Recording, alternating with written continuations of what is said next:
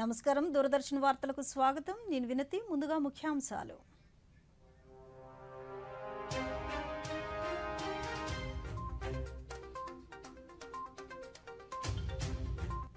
ప్రపంచ దేశాలు భారత్ వైపు చూస్తున్నాయన్న ఉపరాష్ట్రపతి కొత్త ఢిల్లీలో డాక్టర్ రాజేంద్ర ప్రసాద్ స్మారకోపన్యాసం చేసిన జగదీప్ ధన్కర్ ప్రధానమంత్రి మన్ కీ బాత్తో కమ్యూనికేషన్ విప్లవం తీసుకువచ్చారని ప్రశంసలు ఈ నెల 4 నుంచి పార్లమెంటు శీతాకాల సమావేశాలు కొత్త ఢిల్లీలో అఖిలపక్ష సమావేశం విపక్షాలు లేవనెత్తే ప్రతి అంశంపై సమాధానమిచ్చేందుకు ప్రభుత్వం సిద్ధంగా ఉందన్న కేంద్ర మంత్రి ప్రహ్లాద్ జోషి ఆంధ్రప్రదేశ్ తెలంగాణ రాష్ట్రాల నీటి సమస్యలను పరిష్కరించే దిశగా ఈ నెల 6న కొత్త ఢిల్లీలో సమావేశం ఇరు రాష్ట్రాలు సంయమనం పాటించాలన్న కేంద్ర జలశక్తి శాఖ కార్యదర్శి దేబశ్రీ ముఖర్జీ రాష్ట్ర వ్యాప్తంగా కొనసాగుతున్న వికసిత భారత్ సంకల్ప యాత్ర గ్రామ గ్రామాల్లో కేంద్ర ప్రభుత్వ పథకాలపై ప్రజలకు అవగాహన బంగాళాఖాతంలో కొనసాగుతున్న తీవ్ర వాయుగుండం మరో 48 గంటల్లో తుఫానుగా మారే అవకాశం ఉందన్న వాతావరణ శాఖ అధికారులు వార్తల్లోని వివరాలు ఆర్టిఫిషియల్ ఇంటెలిజెన్స్ వంటి ఆధునిక సాంకేతిక సాధనాలు జీవితాన్ని సులభతరం చేయడానికి వినియోగించుకోవచ్చునని అదే సమయంలో టెక్నాలజీ దుర్వినియోగం అయితే డీప్ ఫేక్ సమస్యలు ఎదురయ్యే అవకాశం ఉంటుందని రాష్ట్రపతి ద్రౌపది ముర్ము అన్నారు. నాగపూర్లోని రాష్ట్ర సంత్ తుక్టోజీ మహారాజ్ విశ్వవిద్యాలయ 111వ స్నాతకోత్సవంలో రాష్ట్రపతి పాల్గొన్నారు. ఈ సందర్భంగా విద్యార్థులకు పట్టాలను ప్రదానం చేశారు. అనంతరం ఆమె మాట్లాడుతూ ఈ స్నాతకోత్సవంలో విద్యార్థులు అధిక సంఖ్యలో డిగ్రీలు పొందడం పట్ల రాష్ట్రపతి హర్షం వ్యక్తం చేశారు. ఈ విశ్వవిద్యాలయ పూర్వ విద్యార్థులు సామాజిక సేవ రాజకీయ న్యాయ రంగాల్లో తమదైన ముద్ర వేసుకున్నారన్నారు. భారత పూర్వ ప్రధాని పివి నరసింహారావుతో సహా ఎందరో ప్రముఖులు ఈ విశ్వవిద్యాలయంలో విద్యను అభ్యసించారన్నారు. आनंद सिन्हा, श्री सी राजकपालाचारी, सरदार वल्लभ भाई पटेल, डॉक्टर राजेंद्र प्रसाद, श्री जवाहरलाल नेहरू और डॉक्टर MS स्वामीनाथन जैसे मूर्धन्य लोगों ने के नाम है. इस दीक्षांत समारोह के दौरान ग्रेजुएशन और पोस्ट ग्रेजुएशन की डिग्री प्राप्त करने वाले सभी विद्यार्थियों को मैं बहुत बहुत बधाई देती हूँ. मुझे बताया गया है कि डिग्री प्राप्त करने वाले करीब 80,000 विद्यार्थियों में आधी से ज्यादा बेटियां हैं.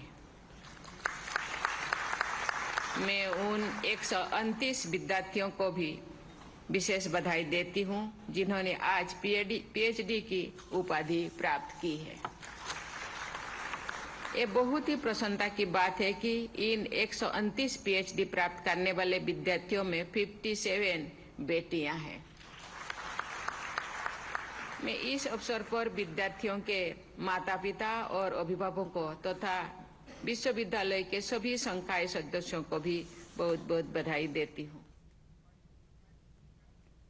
ఇటీవల కాలంలో భారత ఆర్థిక వ్యవస్థతో పాటు గౌరవం విశ్వసనీయత ప్రపంచ దేశాల్లో చాలా రెట్లు పెరిగిందని ఉపరాష్ట్రపతి జగదీప్ ధన్కర్ అన్నారు. కొత్త ఢిల్లీలోని ఆకాశవాణి రంగ్ భవన్లో జరిగిన కార్యక్రమంలో ఉపరాష్ట్రపతి డాక్టర్ రాజేంద్ర ప్రసాద్ స్మారక ఉపన్యాసం చేశారు. ప్రపంచ దేశాలు భారత్ వైపు చూస్తున్నాయని పేర్కొన్నారు. భారత్ వాణి వినాలని భారత్ అభిప్రాయాలను గౌరవించాలని కోరుకుంటున్నాయని అన్నారు. దేశ యువత నైపుణ్యాలను ప్రపంచం గుర్తించిందన్నారు. ప్రధానమంత్రి నరేంద్ర మోదీ మన్ కీ బాత్ కార్యక్రమం రేడియో చరిత్రలో ఇదే తొలి కార్యక్రమమన్నారు.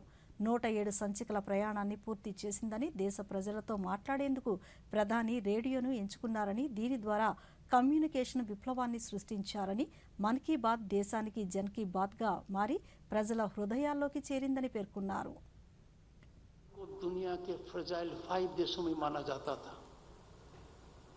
दुनिया की अर्थव्यवस्था पर भारत जहां विश्व की 1/6 आबादी रहती है वो दुनिया पर एक बोझ था. दुनिया के देश चिंतित थे कि भारत फ्रजाइल 5 से कैसे ऊपर आए. ये मात्र 1 दशक पहले की बात है और आज का नतीजा ये है कि हमने यूके को और फ्रांस को पीछे छोड़कर 2022 में एक महारत हासिल किया और भारत दुनिया की 5वीं बड़ी महाशक्ति बना। 2030 तक भारत विश्व में एक नया कीर्तिमान स्थापित करेगा। जर्मनी और जापान को पीछे छोड़ते हुए भारत विश्व की तीसरी महाशक्ति बनेगा अर्थव्यवस्था में। ఈ నెల 4వ తేదీ నుంచి ప్రారంభం కానున్న పార్లమెంటు శీతాకాల సమావేశాల్లో ప్రతిపక్షం లేవనెత్తే ఏ అంశంపైనైనా సమాధానం ఇచ్చేందుకు ప్రభుత్వం సిద్ధంగా ఉందని పార్లమెంటరీ వ్యవహారాల శాఖ మంత్రి ప్రహ్లాద్ జోషి తెలిపారు. కొత్త ఢిల్లీలో రక్షణ మంత్రి రాజ్నాథ్ సింగ్ అధ్యక్షతన జరిగిన అఖిలపక్ష సమావేశంలో 23 పార్టీలకు చెందిన 33 మంది నేతలు హాజరయ్యారు. సమావేశం అనంతరం ప్రహ్లాద్ జోషి మీడియాతో మాట్లాడుతూ ఈ సమావేశాల్లో స్వల్పకాలిక చర్చలు సజావుగా జరిగేలా సహకరించాల్సిన బాధ్యత విపక్షాలదే అన్నారు. గత సమావేశాల్లో లేవనెత్తిన మణిపూర్ అంశంపై చర్చకు సిద్ధంగా ఉన్నామని చెప్పినప్పటికీ ఆ అంశంపై ప్రతిపక్షాలు సహకరించలేదని పేర్కొన్నారు. పేదల కోసం కేంద్ర ప్రభుత్వం పలు పథకాలను అమలు చేస్తుందన్నారు. వాటిపై చర్చించాల్సి ఉందన్నారు. 21 బిల్లులను సభ ముందుంచనున్నట్లు తెలిపారు. चर्चा के लिए तैयार नहीं है। तो जब लास्ट टाइम मणिपुर का उठाया, मणिपुर में हमने शुरुआत से कह रहे थे, दोनों सदन में कहा, ऑन रिकॉर्ड सदन में हमने कहा, मैंने लोकसभा में, श्री पीयूष जी राज्यसभा में कहा, नोटिस भी एक्सेप्ट किया राज्यसभा में चेयरमैन। अब चर्चा नहीं करना चाहते तो हम क्या करें? अब तो अपील तो ऑलवेज करते हैं, क्योंकि प्रजाप्रभुत्व है, डेमोक्रेसी है। डेमोक्रेसी में तो अपील करना हमारा सरकार के तरफ से हमारा ये फर्ज बनता है। हम तो अपील करते ही रहते हैं, आज भी करेंगे, कल भी करेंगे। 17वीं लोकसभा का मैं इसलिए निवेदन करता हूँ, अब चर्चा करो। हमारा भी बहुत बिल है, इम्पोर्टेंट बिल है, तो गृह मंत्रालय का 3 बिल बहुत इम्पोर्टेंट है। तो इसलिए मेरा निवेदन है, आप चर्चा में भाग लो, स्ट्रक्चर डिबेट में भाग लो। आप जो भी चाहते हैं हम चर्चा के लिए तैयार है। బంగాళాఖాతంలో ఏర్పడిన తీవ్ర వాయుగుండం మరో 48 గంటల్లో తుఫానుగా మారే అవకాశం ఉందని అమరావతిలోని భారత వాతావరణ కేంద్రం తెలిపింది. ఇది తొలుత పశ్చిమ వాయువ్య దిశగా, అనంతరం ఉత్తర దిశగా పయనించి నెల్లూరు, మచిలీపట్నాల మధ్య తీరం దాటే అవకాశం ఉందని అంచనా వేసింది. ఈ నేపథ్యంలో రేపటి నుంచి కోస్తాంధ్ర, రాయలసీమ ప్రాంతాల్లో భారీ వర్షాలు కురిసే అవకాశం ఉన్నట్లు వాతావరణ శాఖ అధికారులు తెలిపారు. భారీ వర్షాలు కురుస్తున్నాయన్న హెచ్చరికల నేపథ్యంలో రాష్ట్ర విపత్తుల నిర్వహణ సంస్థలో స్టేట్ కంట్రోల్ రూమ్ ఏర్పాటు చేశారు. తుఫాను సమయంలో అత్యవసర సాయం, సమాచారం కోసం ఈ స్టేట్ కంట్రోల్ రూమ్ ప్రారంభించారు. స్టేట్ కంట్రోల్ రూమ్ ద్వారా సాయం, సమాచారం కోసం 10711218004250 నెంబర్లలో సంప్రదించాలని రాష్ట్ర విపత్తుల నిర్వహణ శాఖ వెల్లడించింది.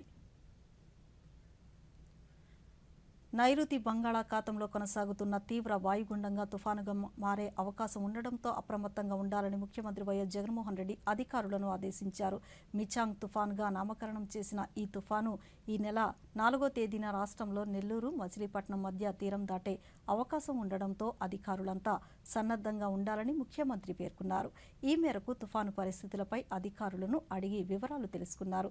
తుఫాను పట్ల అప్రమత్తంగా ఉండాలని, సహాయక చర్యల్లో ఎలాంటి లోటు రాకూడదని, సహాయ పునరావాస కార్యక్రమాలు చేపట్టడానికి ప్రభావిత జిల్లాల కలెక్టర్లు సర్వం సన్నద్ధంగా ఉండాలని ముఖ్యమంత్రి ఆదేశించారు. విద్యుత్ రవాణా వ్యవస్థకు అంతరాయాలు ఏర్పడితే వెంటనే వాటిని పునరుద్ధరించడానికి అవసరమైన చర్యలు తీసుకోవాలని, తుఫాను ప్రభావం అధికంగా ఉన్న తీర ప్రాంత ప్రజలను సురక్షిత ప్రాంతాలకు తరలించేందుకు తగిన చర్యలు తీసుకోవాలని సూచించారు.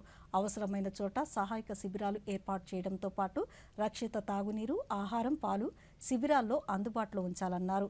ఆరోగ్య శిబిరాలను కూడా ఏర్పాటు చేయాలని ముఖ్యమంత్రి ఆదేశించారు. ప్రకాశం జిల్లాలో తుఫాను వల్ల ఎలాంటి ప్రాణ, ఆస్తి నష్టం జరగకుండా చర్యలు తీసుకుంటున్నట్లు జిల్లా కలెక్టర్ ఏఎస్ దినేష్ కుమార్ తెలిపారు. సచివాలయ స్థాయి నుంచి జిల్లా స్థాయి వరకు యంత్రాంగం మొత్తాన్ని అప్రమత్తం చేశామన్నారు. తుఫాను సందర్భంగా జిల్లాలో తీసుకోవాల్సిన చర్యలపై ఈరోజు ఆయన ఒంగోలులోని కలెక్టరేట్లో జిల్లా స్థాయి అధికారులతో సమీక్ష నిర్వహించారు. అనంతరం కలెక్టర్ దినేష్ కుమార్ మీడియాతో మాట్లాడుతూ తుఫాను నెల్లూరు, మచిలీపట్నం మధ్య తీరం దాటే అవకాశం ఉందన్న వాతావరణ శాఖ హెచ్చరికల నేపథ్యంలో అప్రమత్తంగా ఉండాలని తెలిపారు. సైక్లోనిక్ స్టార్మ్ మనకున్న ఫోర్కాస్ట్ మొన్న నుంచి ఇండియన్ మెట్రాలజికల్ డిపార్ట్మెంట్ నుంచి మనకి రావడం జరిగింది. దాని గురించి ఆల్రెడీ ఒక ప్రిపరేటరీ రివ్యూ ప్రకాశం జిల్లాలో అండ్ ఎంటైర్ మెషినరీతో చేయడం జరిగింది. ఈ ట్రాపికల్ సైక్లోన్ అంటే ఈ సైక్లోన్ పుయలు మనకున్న బే ఆఫ్ బెంగాల్ నుంచి అవతరించి మనకున్న eastern Coast between Tamil Nadu and Machilipatnam ఈ మధ్యలో ఉంటున్న కోస్టల్ మండల్స్లో ఇది క్రాస్ ఓవర్ అవుతుందని చెప్తున్నారు. ఇప్పుడు ప్రస్తుతం ఉంటున్న ప్రొజెక్షన్స్ ప్రకారము నెల్లూరు నుండి మచిలీపట్నం దాకా ఉంటున్న ఏ లొకేషన్స్లో కూడా ఈ ల్యాండ్ ఫాల్స్ జరగవచ్చే అని కూడా ఇప్పుడు కొత్త ప్రొజెక్షన్ చెప్పడం జరుగుతుంది. ఈ సముద్రం దాదాపుగా 1 నుంచి 1.5 మీటర్ హైట్ పెరగడం వలన చుట్టూ ఉంటున్న లో లయింగ్ ఏరియాస్ ఎక్కడెక్కడ ఉంటుందో అక్కడ ఉంటున్న వాళ్ళకి అన్ని కూడా హెచ్చరిక పెట్టేసి వాళ్ళకి ఎక్కడైనా సేఫ్ ప్లేసెస్కి వెళ్ళడానికి కూడా అక్కడ ఉన్న తహసీల్దార్స్ ఈ 5 తహసీల్దార్స్కి ఆదేశం ఇవ్వడం జరుగుతుంది. ప్రజలందరికీ కేంద్ర ప్రభుత్వ పథకాలను తెలియజేసే విధంగా వాటి అవగాహన కోసం నిర్వహిస్తున్న వికసిత్ భారత్ సంకల్ప యాత్ర అనంతపురం జిల్లాలో కొనసాగుతుంది. జిల్లాలోని గార్లదిన్నె మండలం ఇల్లూరు గ్రామంలో ఈరోజు జరిగిన యాత్రలో కేంద్ర ప్రభుత్వం అమలు చేస్తున్న పథకాలపై ఆయా శాఖల అధికారులు ప్రజలకు వివరించారు. ఈ సందర్భంగా కేంద్ర ప్రభుత్వం అమలు చేస్తున్న పలు పథకాలను లబ్ధి పొందిన లబ్ధిదారులు దూరదర్శన్తో మాట్లాడుతూ సంతోషం వ్యక్తం చేశారు.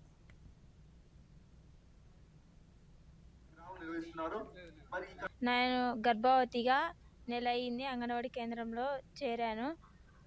పోషణ అభియాన్ కింద నాకు అంగన్వాడీ కేంద్రంలో ఇస్తున్నారు. 3 కిలోల బియ్యము, కేజీ బ్యాళ్ళు, 500 గ్రాముల నూనె, 2 కేజీల రాగి పిండి, అటుకులు కేజీ, 200 గ్రాముల చిక్కీలు, 200 గ్రాముల ఖర్జూరాలు, 250 గ్రాములు బెల్లము, 25 గుడ్లు, 5 లీటర్లు పాలు ఇస్తున్నారు.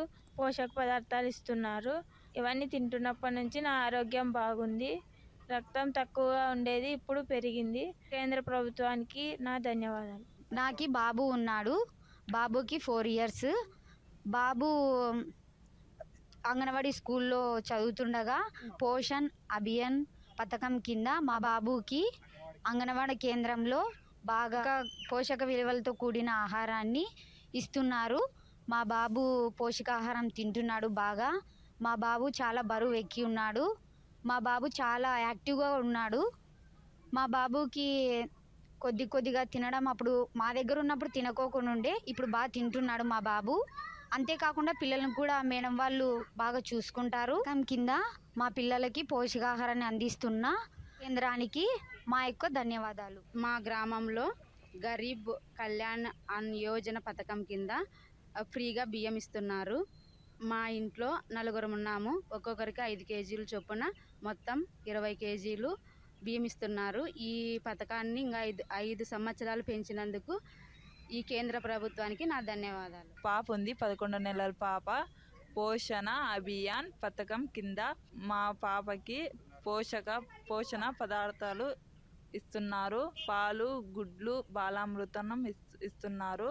పాపకి బాలామృతంతో రకరకాల వంటలు చేసి పెడుతున్నాను. దిన్నం కోడిగుడ్లు దిన్నం ఒకటి ఉడకబెట్టి ఇస్తున్నాను. పాప బరువు పెరుగుతుంది. అవి ఆహార పదార్థం పెట్టిన వల్ల పెరుగుతుంది. ఈ పథకం పెట్టిన దానికి ధన్యవాదాలు. నాకు దగ్గు ఆయాసం వచ్చింటే పాముడు పోయినాను. ఏఎన్ఎం మేడము ఆశా వర్కర్లు పంపించినారు. వాటికి పోతే గలపరిచ చేసినారు. గలపరిచ చేసిన తర్వాత నాకు టీవీ కాయలని చెప్పారు. దాని తర్వాత 2 నెలలకు మందులు ఇచ్చారు. మళ్ళీ 4 నెలలకు ఇచ్చారు. మొత్తం 6 నెలలు వాడినాను. ఆ మందులు వాడిన తర్వాత నాకు ఆరోగ్యం బాగుంది. కాకపోతే నెలకు 500 చొప్పున ప్రభుత్వం కానీ ఇచ్చేది నాకు డబ్బులు తిండి ఖర్చులకి. పేద ప్రజల ఆరోగ్యం కోసం ఈ పథకం పెట్టినందుకు ధన్యవాదములు. మా గ్రామంలో స్వచ్ఛ భారత్ మిషన్ కింద పారిశుద్ధ కార్మికులు ప్రతి ఇంటింటికి వచ్చి ప్రతి ఇంటి నుండి చెత్తను సేకరించి షెడ్డులకు తరలించడం జరుగుతున్నది. ఈ విధంగా ఇంటింటి నుండి సేకరించిన చెత్తను తీసుకువెళ్ళి షెడ్డులో వర్మి కంపోస్ట్ను తయారు చేయడం జరుగుతున్నది. దీనివల్ల మా గ్రామం చాలా పరిశుభ్రంగా ఉన్నది. స్వచ్ఛ భారత్ మిషన్లో భాగంగా మా గ్రామంలో మరుగుదొడ్లు లేని వారికి మరుగుదొడ్లు కట్టించడం కూడా జరుగుతున్నది. దీనిలో నాకు కూడా మరుగుదొడ్డి శాంక్షన్ చేయడం వల్ల నాకు 15,000 అకౌంట్కు జమ చేయడం జరిగినది. ఇటువంటి కార్యక్రమం చేపట్టిన కేంద్ర ప్రభుత్వానికి ధన్యవాదములు. నాకు మాతృవందన పథకం కింద 5,000 డబ్బులు పడ్డాయి. నేను 3 నెలల గర్భిణి మాతృ శిశు సంరక్షణ కార్డు రాయించుకున్నందుకు 1,000 రూపాయలు డబ్బులు పడ్డాయి. 5 నెలల నుండి 9 నెలల వరకు గార్లదిన్న గవర్నమెంట్ ఆసుపత్రిలో చెకప్ చేయించుకున్నందుకు 2,000 డబ్బులు పడ్డాయి. అనంతపురం గవర్నమెంట్ హాస్పిటల్లో డెలివరీ అయినందుకు బాబుకి 3 నెలలు టీకాలు వేయించినందుకు 2,000 డబ్బులు పడ్డాయి. నాకు మొత్తం 5,000 డబ్బులు పడ్డాయి. ఇప్పుడు చిన్న విరామం తీసుకుందాం. కొత్త వాషింగ్ మెషిన్ బాగుంది. ఏమైంది? ఈ షాపింగ్ పై 2,000 వరకు క్యాష్ బ్యాక్ వచ్చింది. కేవలం క్యూఆర్ కోడ్ స్కాన్ చేయాలి. దుమ్ము దులిపేస్తుంది అనుకుంటా కదా. బ్యాంక్ అకౌంట్ ది డబ్బు రిసీవ్ చేసుకునే సమయంలో క్యూఆర్ కోడ్, స్కాన్, పిన్ లేదా ఓటీపీ లాంటివి అవసరమే ఉండదు. అవి కేవలం పేమెంట్ చేయడంలో అవసరం అవుతాయి. అందుకే తెలియని కోడ్ లేదా లింక్ల నుండి జాగ్రత్తగా ఉండండి. నష్టపోకండి. బ్రతికిపోయాం పెద్ద నష్టం నుండి. ఈ కొత్త నష్టం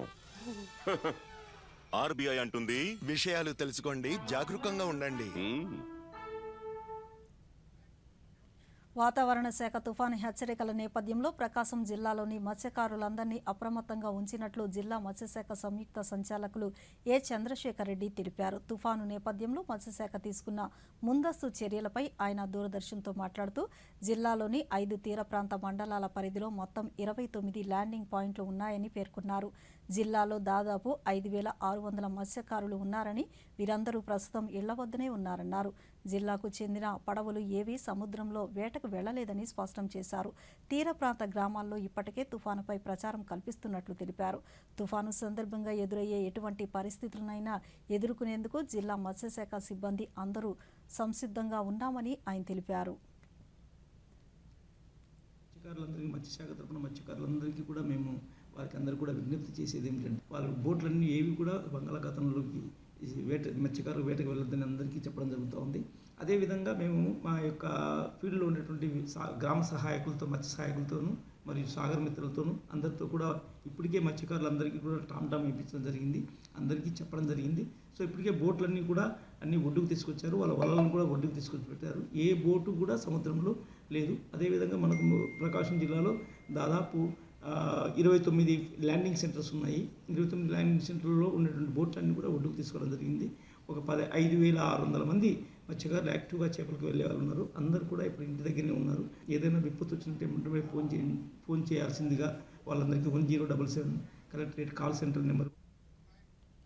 కృష్ణా జలాల పంపక వివాద పరిష్కారం, నాగార్జున సాగర్, శ్రీశైలం ప్రాజెక్టుల నిర్వహణ, కృష్ణానది నీటి యాజమాన్య బోర్డు ద్వారా నిర్వహణ అంశాలపై ఈ నెల 6వ తేదీన కేంద్ర జలశక్తి శాఖ, ఆంధ్రప్రదేశ్, తెలంగాణ రాష్ట్రాల ప్రభుత్వ ప్రధాన కార్యదర్శులు, జలవనరుల శాఖ అధికారులతో కేంద్ర జలశక్తి శాఖ ఢిల్లీలో సమావేశం నిర్వహించనుంది. ఈ అంశాలపై ఈరోజు ఢిల్లీ నుంచి కేంద్ర జలశక్తి శాఖ కార్యదర్శి దేబశ్రీ ముఖర్జీ దృశ్య సమావేశం నిర్వహించారు. అయితే తెలంగాణ సీఎస్ ఈ సమావేశానికి హాజరు కాలేనని, 5వ తేదీకి సమావేశాన్ని మార్చాలని కోరిన నేపథ్యంలో ఈ నెల 6వ తేదీన ఢిల్లీలో ఇరు రాష్ట్రాల ప్రభుత్వ ప్రధాన కార్యదర్శులు, ఇతర అధికారులతో సమావేశం నిర్వహించి అన్ని అంశాలను కూలంకుషంగా చర్చించి ఈ సమస్యను పరిష్కరించడానికి కృషి చేస్తామని తెలిపారు. అప్పటి వరకు ఇరు రాష్ట్రాలు పూర్తి సంయమనం పాటించాలని ముఖర్జీ సూచించారు. నీటి విడుదలకు సంబంధించి ఆంధ్రప్రదేశ్ ఇచ్చిన ఇండెంట్పై ఈ నెల 4వ తేదీ కృష్ణానది యాజమాన్య బోర్డు సమావేశం నిర్వహించి నీటి విడుదలపై నిర్ణయం తీసుకోవాలని జలశక్తి శాఖ కార్యదర్శి బోర్డు చైర్మన్ శివానంద్కు సూచించారు. అప్పటి వరకు నాగార్జున సాగర్ కుడి కాలువ నుంచి నీటి విడుదలను ఆపాలని కోరారు. దేశ ఐక్యతను చాటి చెప్పేలా దేశవ్యాప్తంగా ఏక్ భారత్ శ్రేష్ఠ్ భారత్ కార్యక్రమంలో భాగంగా అస్సాం ఆవిర్భావ దినోత్సవ వేడుకలను విజయవాడలోని రాజ్భవన్లో నిర్వహించారు. రాష్ట్ర governor justice S Abdul Nazeer ఈ కార్యక్రమంలో ముఖ్య అతిథిగా పాల్గొని ప్రసంగించారు. అస్సాం విద్యార్థులు నిర్వహించిన సాంస్కృతిక కార్యక్రమాలు ఆకట్టుకున్నాయి. వికసిత్ భారత్ సంకల్ప యాత్రకు కాకినాడ జిల్లాలోని విశేష స్పందన లభిస్తోంది. ఈరోజు ఈ యాత్ర కాకినాడ జిల్లాలోని తూరంగి గ్రామంలో నిర్వహించారు. ప్రధానంగా వివిధ గ్రామాల్లోని మహిళలు ఈ కార్యక్రమం తమకు ఎంతో ఉపయోగపడుతుందని, పథకాల ఫలాలను తమ ఇంటి వద్దకే తీసుకువచ్చి అందించేలా కేంద్ర ప్రభుత్వం రూపొందించిన వికసిత్ భారత్ సంకల్ప యాత్ర తమ పాలిట వరమని పేర్కొన్నారు. అర్హత ఉన్న ప్రతి లబ్ధిదారుడికి చేయూతనివ్వాలనే సంకల్పంతో ఈ యాత్ర నిర్వహిస్తున్నట్లు కాకినాడ రూరల్ ఎంపీడీఓ స్వప్న దూరదర్శన్కి ఇచ్చిన ప్రత్యేక ఇంటర్వ్యూలో పేర్కొన్నారు. సంకల్ప యాత్ర అనేది ఒక వినూత్నమైన కార్యక్రమం. ప్రధానమంత్రి శ్రీ నరేంద్ర మోడీ గారు ప్రవేశపెట్టిన కార్యక్రమం ఇది. దీని ద్వారా ప్రజలందరికీ, దేశ ప్రజలందరికీ ప్రధానమంత్రి గారు ఉద్దేశించిన సంక్షేమ పథకాలన్నీ అందరికీ అందాయా లేదా, అందినట్లయితే వారి అనుభవాలు, అంటే ఆ పథకాలు అందక ముందు వాళ్ళ జీవనశైలి ఎలా ఉంది, వాళ్ళ జీవన ప్రమాణాల్లో ఈ పథకాలు అందుకున్న తర్వాత ఎలాంటి మార్పు వచ్చింది అనేది తెలుసుకోవడం ఈ కార్యక్రమం యొక్క ముఖ్య ఉద్దేశం. ఇందులో మేము బెనిఫిషరీస్ ని ఐడెంటిఫై చేయడం, వాళ్ళు అర్హులైనట్లుండి కొన్ని కారణాల వల్ల వాళ్ళకి ఇంకా అవగాహన లోపం కావచ్చు, ఏదైనా టెక్నికల్ రీజన్స్ తో వాళ్ళకి ఏమైనా ఈ స్కీమ్స్ యొక్క లబ్ధి ఇంకా పొందనట్లయితే వారందరికీ కూడా పొందే విధంగా ఇక్కడ అవగాహన కార్యక్రమం అనేది ఈ ప్రోగ్రామ్ లో అరేంజ్ చేయడం జరిగింది. అందరూ కూడా చాలా ఆనందాన్ని వ్యక్తం చేస్తున్నారండి. ఇప్పటికీ మన కాకినాడ రూరల్ మండలంలో 18 విలేజెస్ లో ఈ రోజు 16th విలేజ్ మనము ఈ VBSY కార్యక్రమాన్ని కంప్లీట్ చేసుకున్నాము. ప్రతి చోట కూడా వాళ్ళందరూ వాళ్ళ సంతోషాన్ని వ్యక్తపరుస్తున్నారు. అంటే ఇక్కడ మనతో పాటు ఇంకా చాలా మంది ఇక్కడ మహిళలు ఉన్నారు. వాళ్ళ ద్వారా కూడా ఈ ఏదైతే ఉందో వికసిత భారత్ సంకల్ప యాత్ర సంబంధించి వాళ్ళ అభిప్రాయం కూడా తెలుసుకునే ప్రయత్నం చేద్దాం. చెప్పండి మేడం, అంటే జనరల్ గా దీనికి సంబంధించి మీరు ఇచ్చే మెసేజ్ కేంద్ర ప్రభుత్వ పథకాలకు సంబంధించి. ఈ వికసిత భారత్ అనేది కేంద్ర ప్రభుత్వం ప్రవేశపెట్టిన సంక్షేమ పథకాలని ప్రజలందరికీ గ్రామంలో అందరి ప్రజలకి తెలియజెప్పేలాగా ఈ సంకల్ప యాత్ర అనే కార్యక్రమాన్ని ప్రవేశపెట్టారు. సో అందరు ప్రజలు కూడా చైతన్యవంతమై దీని యొక్క ప్రయోజనాలు పొందుతారనేది దీని యొక్క ఉద్దేశం. వివేకానందుల వారు చెప్పినట్లు 100 మంది ఉక్కు నరాలు ఉన్న యువతనిస్తే భారతదేశాన్ని ప్రపంచంలోనే శక్తివంతమైన భారతదేశంగా మారుస్తాను అనేది ఆయన సంకల్పం. అదే స్ఫూర్తిని తీసుకుని నరేంద్ర మోడీ గారు యువ భారత్ని, యువత శక్తిని ప్రోత్సహిస్తూ మన భారతదేశాన్ని 2047 కల్లా వికసిత భారత్ గా మార్చాలనేది ఆయన సంకల్పం. సో దీనికి ఉద్దేశించినటువంటి ఈ కేంద్ర ప్రభుత్వ పథకాలన్నీ కూడా ప్రజలందరికీ తెలియజెప్పడానికి ఈ సంకల్ప యాత్రని ఏర్పాటు చేయడం జరిగింది. సో దీనిలో మన ప్రజలందరూ పార్టిసిపేట్ చేస్తే ఈ పథకాలన్నీ అందరికీ తెలియజెప్పడం వలన డెఫినెట్ గా మన భారతదేశం వికసిత భారత్ గా అవుతుంది. డాక్టర్ బిఆర్ అంబేద్కర్ కోనసీమ జిల్లా ఉప్పలగుప్తం మండలం కిత్తన చెరువు, కోనవరం, ఐపోలవరం మండలం తిల్లకుప్ప, కేసనకుర్రు, ఆత్రేయపురం మండలం ర్యాలీ, అంకంపాలెం గ్రామంలో వికసిత్ భారత్ సంకల్ప యాత్ర ఈ రోజు జరిగింది. ఈ సందర్భంగా అధికారులు కేంద్ర ప్రభుత్వ పథకాలను, వాటి నియమ నిబంధనలను వివరించారు. అర్హత ఉన్న ప్రతి ఒక్కరికి లబ్ధి చేకూరాలనే లక్ష్యంతో ఈ కార్యక్రమాన్ని కేంద్ర ప్రభుత్వం నిర్వహిస్తున్నట్లు స్పష్టం చేశారు. ఈ సందర్భంగా ప్రచార రథంలో కేంద్ర ప్రభుత్వం అందిస్తున్న వివిధ పథకాలను ప్రధానమంత్రి నరేంద్ర మోదీ ప్రసంగాన్ని ప్రదర్శించారు. ప్రధానమంత్రి ఆయుష్మాన్ పథకం ద్వారా 5 లక్షలు ఇన్సూరెన్స్ కార్డు వచ్చింది. నేను దేశంలో ఎక్కడైనా సరే ఏ వైద్యమైనా చేయించుకునే అవకాశం నాకు ప్రధానమంత్రి మోడీ గారు కలుగజేశారు. నాకు, నా భార్య, పిల్లలతో నేను చాలా ఆరోగ్యంగా ఉండడానికి కల్పించిన మహానుభావుడు ప్రధానమంత్రి గారికి మరొకసారి ధన్యవాదాలు తెలుపుకుంటున్నాను. మాది PM యోజన పథకం కింద సంవత్సరానికి 6,000 అండి. అంటే 3 విడతల కింద 2,000 చెప్పని పడుతుంది.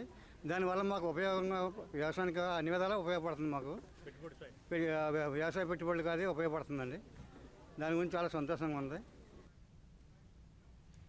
ఏలూరు జిల్లా కామవరపుకోట మండలం తడికలపూడి గ్రామంలో వికసిత్ భారత్ సంకల్ప యాత్ర కార్యక్రమాన్ని ఘనంగా నిర్వహించారు. తొలుత తడికలపూడి హైస్కూల్ విద్యార్థులు నాట్య రూపకం ద్వారా యోగా పట్ల అవగాహన కల్పించారు. మండల స్థాయి అధికారులు కేంద్ర ప్రభుత్వం అమలు చేస్తున్న వివిధ సంక్షేమ పథకాలపై అవగాహన కల్పించారు. ఈ పథకాలపై ప్రదర్శనలు ఏర్పాటు చేశారు. ఈ సందర్భంగా ICDS అధికారులు పోషక అభియాన్ పథకం ద్వారా గర్భిణీలకు శ్రీమంతం నిర్వహించారు. అక్కడ ఏర్పాటు చేసిన సెల్ఫీ స్టాండ్ వద్ద ప్రధాని మోదీతో సెల్ఫీ తీసుకున్నారు. అనంతరం లబ్ధిదారులు దూరదర్శన్తో మాట్లాడుతూ కేంద్ర ప్రభుత్వం అమలు చేస్తున్న సంక్షేమ పథకాలతో ఎంతో లబ్ధి పొందినట్లు వివరించారు. ఈ పథకాన్ని ప్రవేశపెట్టిన ప్రధానమంత్రి మోడీ గారికి ఒక ధన్యవాదాలు. మేము ఉపాధ్యాయ పనులు చేసుకుంటున్నాము. ప్రతిరోజు కూడా మాకు పని కల్పిస్తున్నందుకు వందనాలు. మాకు రోజుకు 250 రూపాయలు పైగా చెల్లిస్తున్నారు. మేము కష్టపడి బాగా పని చేస్తున్నాము. మా కరోనా టైంలో కూడా ఈ పని మాకు చాలా ఉపయోగించింది. ఈ డబ్బుల ద్వారా మేము చాలా లాభం పొంది ఉన్నాము. ఈ పని ఇచ్చినందుకు మోదీ గారికి ధన్యవాదములు. ఉపాధి హామీ పని మాకు చాలా బాగా ఉపయోగపడుతుందండి. పనులు లేని రోజుల్లో మాకు చాలా బాగా ఉపయోగపడుతుందండి. కనీస వేతనం 250 రూపాయల పైన పడుతుంది. కానీ నేను ఒక నిరుద్యోగినండి. ఏ పని లేకపోవడం వల్ల నేను ఒక మేటికి పని చేస్తున్నాను. ఈ చాలామంది కూడా వృద్ధులకు కూడా పని చేసేవాళ్ళు ఉంటారు, చేయని వాళ్ళు కూడా ఉంటారు. వాళ్ళు కూడా చూడనట్టు కూడా పంపిస్తే ఇంకా బాగుంటుందని నేను కోరుకుంటున్నానండి. మాకు ఈ అవకాశం ఇచ్చిన మోడీ గారికి ధన్యవాదాలు. శ్రీకాకుళం జిల్లా పాతపట్నంలో ఈరోజు జరిగిన వికసిత్ భారత్ సంకల్ప యాత్ర కార్యక్రమంలో అర్హులైన లబ్ధిదారుల పేర్లను నమోదు చేశారు. ప్రధానమంత్రి ఉజ్వల యోజన శిబిరంలో నమోదు ప్రక్రియ నిర్వహించారు. అలాగే ప్రాథమిక వైద్య శిబిరంలో గ్రామస్తులకు ఉచితంగా ఆరోగ్య పరీక్షలు నిర్వహించారు. పశ్చిమ గోదావరి జిల్లా నల్లజర్ల మండలంలోని పోతినీడిపాలెం గ్రామంలో జరిగిన వికసిత్ భారత్ సంకల్ప యాత్ర కార్యక్రమంలో ఏర్పాటు చేసిన సెల్ఫీ బూత్లో ప్రధానమంత్రి నరేంద్ర మోదీతో ఫోటోలు దిగేందుకు గ్రామస్తులు ఉత్సాహం చూపించారు. గ్రామీణ ప్రాంతాల్లో క్రీడలను ప్రోత్సహించాలనే ప్రధాన ఉద్దేశంతో ఆడుదాం ఆంధ్ర కార్యక్రమానికి రాష్ట్ర ప్రభుత్వం శ్రీకారం చుట్టిందని గుంటూరు జిల్లా కలెక్టర్ ఎం వేణుగోపాల్ రెడ్డి పేర్కొన్నారు. గుంటూరులో ఈరోజు ఆయన మీడియాతో మాట్లాడుతూ రాష్ట్రంలో క్రీడలకు, క్రీడాకారులకు ప్రాధాన్యత కల్పించేలా పోటీలను నిర్వహించనున్నట్లు తెలిపారు. గ్రామీణ, మండల, నియోజకవర్గ, జిల్లా, రాష్ట్ర స్థాయిలో ఈ పోటీలను నిర్వహించనున్నట్లు తెలిపారు. రాష్ట్ర ప్రభుత్వం ఆడుదాం ఆంధ్ర అనే ఒక టోర్నమెంట్ని ప్రారంభించడం జరుగుతున్న విషయం మీ అందరికీ తెలుసు. సో ఇది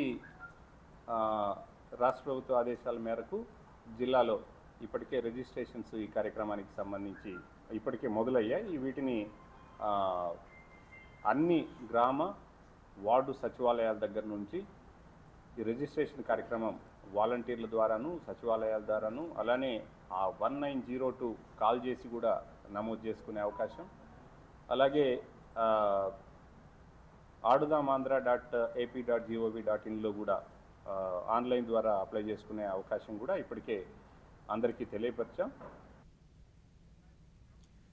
దేశవ్యాప్తంగా 5 రాష్ట్రాల శాసనసభ ఎన్నికల్లో భాగంగా తెలంగాణ, మధ్యప్రదేశ్, ఛత్తీస్గఢ్, రాజస్థాన్ రాష్ట్రాలకు సంబంధించిన ఓట్ల లెక్కింపు ప్రక్రియ రేపు జరగనుంది. అయితే మిజోరంలో ఓట్ల లెక్కింపును 4వ తేదీన చేపడతారు. తెలంగాణ రాష్ట్రంలోని 119 శాసనసభ నియోజకవర్గాల్లో లెక్కింపు ప్రక్రియను రేపు చేపడతారు. ఓట్ల లెక్కింపు కోసం 49 కేంద్రాలను ఏర్పాటు చేశారు. ఓట్ల లెక్కింపు కేంద్రాల వద్ద 3 అంచెల భద్రతను ఏర్పాటు చేస్తున్నారు. ఉదయం 8 గంటలకు ఓట్ల లెక్కింపు ప్రారంభమవుతుంది. తొలుత పోస్టల్ బ్యాలెట్ను లెక్కిస్తారు. అనంతరం ఈవీఎంలలోని ఓట్ల లెక్కింపు చేపడతారు. పరిశీలకుల సమక్షంలో కౌంటింగ్ జరుగుతుంది. పరిశీలకుల ఆమోదం తరువాతనే ఫలితాలను వెల్లడిస్తారు. ఓట్ల లెక్కింపుకు సంబంధించి ప్రతి టేబుల్కు ఒక సూక్ష్మ పరిశీలకుల్ని ఎన్నికల సంఘం నియమించింది. నవంబర్లో వస్తు సేవల పన్ను జీఎస్టీ వసూళ్లు 1,68,000 కోట్ల రూపాయలు నమోదైనట్లు కేంద్ర ఆర్థిక శాఖ వెల్లడించింది. 2022 నవంబర్లో జీఎస్టీ వసూళ్లు 1,45,000 కోట్ల కంటే ఈ వసూళ్లు 15% అధికం. ఈ నవంబర్లో స్థూలంగా 1,67,929 కోట్ల జీఎస్టీ వసూలైంది. ఇందులో సిజీఎస్టీ 30,420 కోట్లు కాగా ఎస్జీఎస్టీ 38,226 కోట్లు వసూలైనట్లు పేర్కొంది. ఐజీఎస్టీ 87,009 కోట్లు, సెస్సు 12,274 కోట్లుగా నమోదయ్యాయని ఆర్థిక శాఖ ఒక ప్రకటనలో తెలిపింది.